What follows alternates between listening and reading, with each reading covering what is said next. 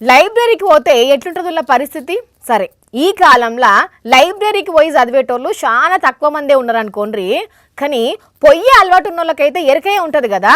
Room అంతా silent ఉంటుంది, ఎవరి సకినాలు చదువుకుంటుంటారు కదా. కానీ ఒక దగ్గర గిట్లనే పుస్తకాలు చదువుకుందామని వస్తే బయటికి వెళ్ళగొట్టిండ్రులా. అంటే ఇంతకు మరి ఎవరిని అట్లా బయటకు పంపింది ఏందనేది వీడియోలో చూడండి. ఇగో ఈడ పుస్తకాలన్నీ కట్టి పెట్టి గెలుకుతున్నారు కదా, ఇంట్లోనే ఉన్నారు లైబ్రరీకి వచ్చిన వాళ్ళు. అవును, సరిగ్గా చూడుండ్రుల్లా. పుస్తకాల వెనుక నక్కి నక్కి ఏమున్నదో పాంపిల్ల. ఇదే లైబ్రరీకి వస్తే పాపం అవతలకి ఎల్లగొట్టిర్రు. మరి వచ్చింది సైలెంట్ గా చదువుకోక అందరికి డిస్టర్బ్ అయ్యేటట్టు అని సౌండ్ చేసిందట. ఆయన తాడున్నోళ్ళు స్నేక్ క్యాచర్కు చెప్తే వచ్చి తోక పట్టి బయటకు గెంటిర్రు. పాపం అది మా వాళ్ళు ఊకే నన్ను శుద్ధమొద్దు అంటున్నారు. ఎట్లనన్నా చేసి పుస్తకాలన్నీ చదివి తెలివి పెంచుకోవాలని వచ్చినట్టు ఉన్నది. కానీ దానికేమేరుక ఇది మనుషులు చదువుకునే జాగా, వాటిని రానియ్యరని.